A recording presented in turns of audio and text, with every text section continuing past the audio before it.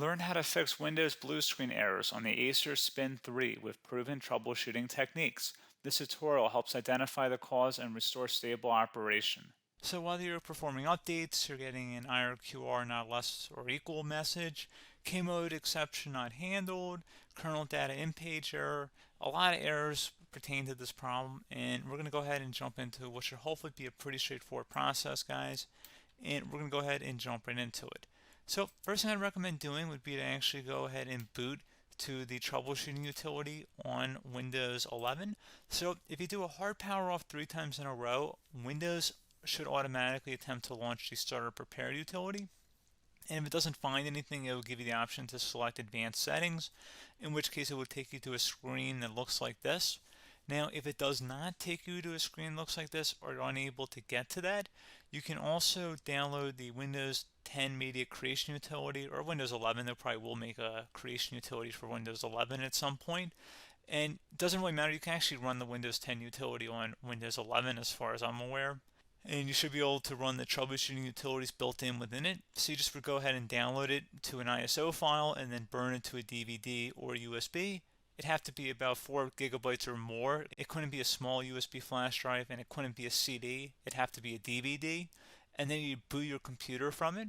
So depending on the computer manufacturer, you'd have to tap a different key on your keyboard in order to launch that menu, in order to select what boot drive you want to go off of. So it could be anything between the escape key, F2, F8, F12, for example. And those are the function keys on the top of your keyboard. So you may have to just do a little bit of trial and error. Shouldn't take you more than a couple minutes. Googling it would probably be best before you even begin. But anyway, we're ready to go ahead and jump right into it. So we're on the choose an option page. So these will look very similar whether you're booting from it directly within Windows itself, or if you're plugged in a USB flash drive with the media creation utility installed and you selected the recovery option. So when you are setting up your Windows 11 installation or Windows 10, depending on the drive you're using, there should be an option to repair your computer in the bottom left corner of the dialog window, one of the first screens that comes up. You go ahead and select that, and then it would take you to a troubleshooting screen like you see here. And you want to go ahead and select troubleshoot, reset your PC, or see advanced options. And then there are going to be a whole bunch of options in here that we're going to explore in today's video. The first one, we're going to actually go underneath advanced options and then select startup prepare, fix problems that keep Windows from loading. So go ahead and select that first.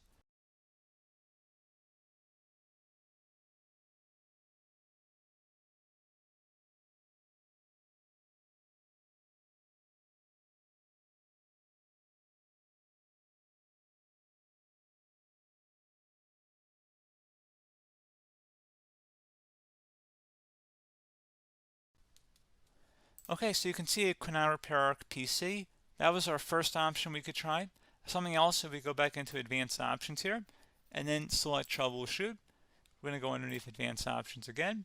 You can go ahead and actually access safe mode by selecting startup settings.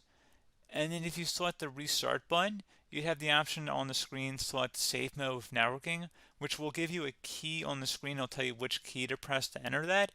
I believe it's the F7 key. It'll do that for you. I'm not going to go over that in today's tutorial because I don't really want to go into safe mode, but you're more than welcome to attempt that by going into here and then selecting restart. Again, it'll launch another screen. It'll say what key do you want to press, and it'll give you like 7 or 8 different options, and you want to select safe mode with networking.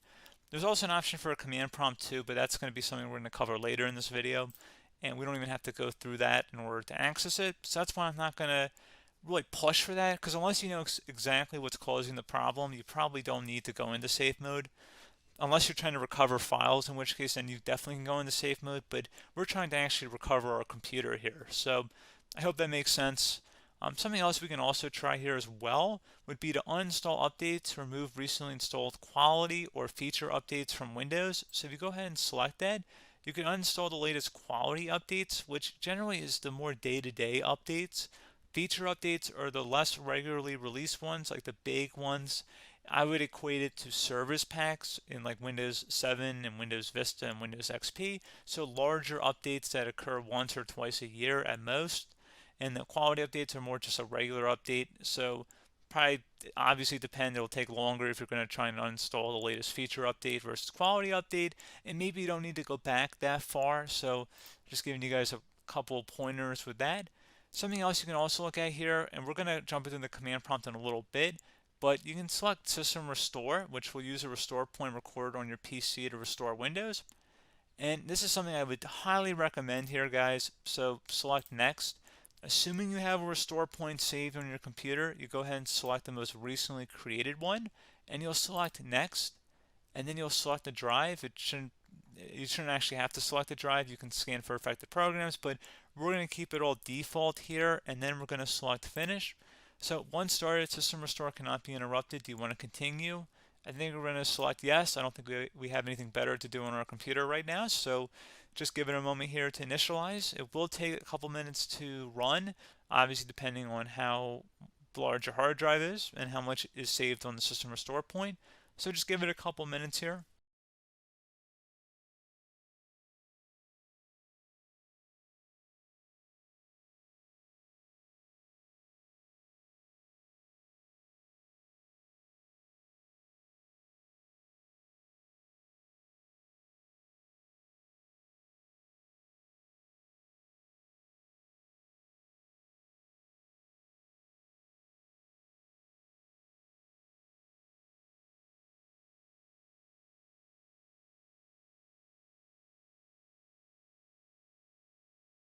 Okay, so you can see System Restore completed successfully. The system has been restored. Your documents have not been affected. Click the Restart button to restart your computer. Go ahead and select Restart.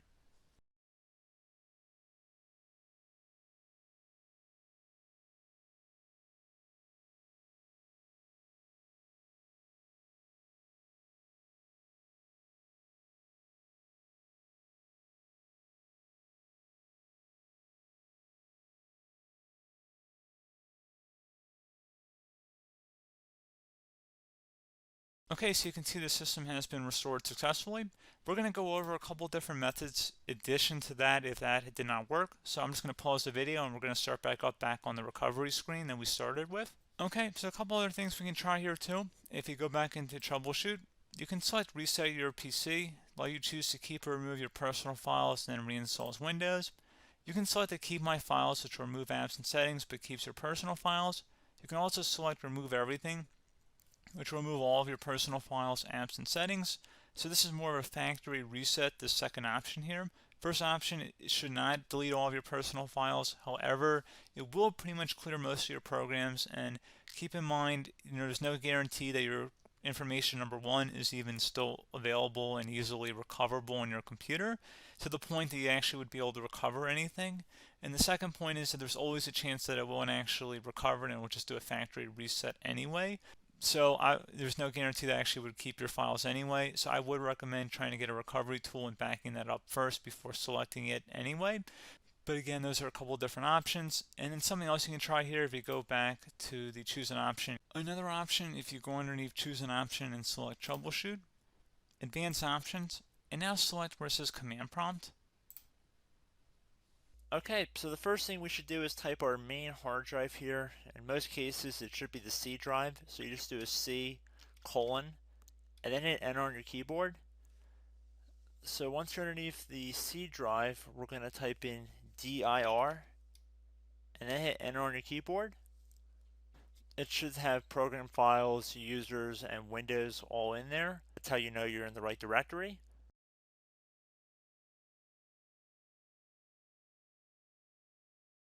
In some cases, it might be the D drive as well, so just keep that in mind.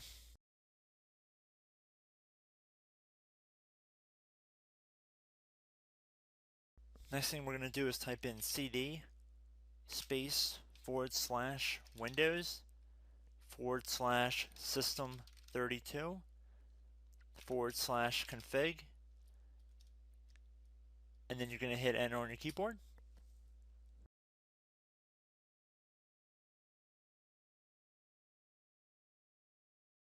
So now you're going to type md space backup. If you've seen other tutorials, it might also say to put down md backup. That's because the backup name is pretty common when you want to back something up.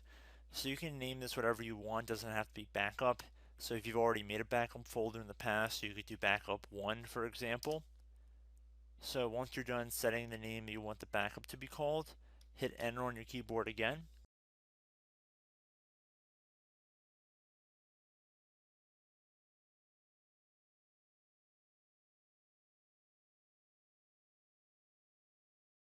At this point you want to type copy, C-O-P-Y, space, then you want to do the star symbol above the 8 key, then do a period or a dot, whatever you want to call it, then another star sign, and then another space, and then type backup, and then hit enter on your keyboard.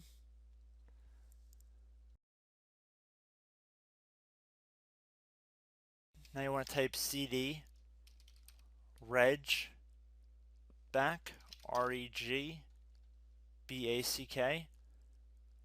and then hit enter on your keyboard. So now that we are under the reg back, so now you want to type DIR again, and then hit enter.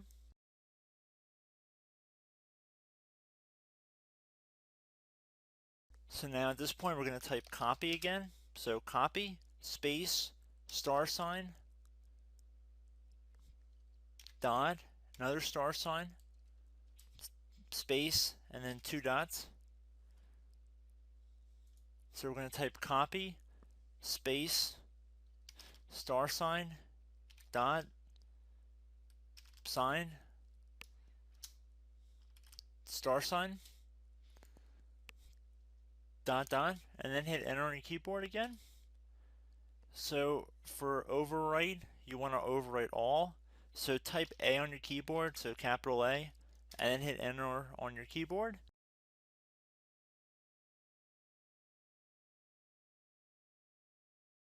So at this point you should be good to go. You can close out of the command prompt window, and if you accidentally continue to Windows 10 you should be all set.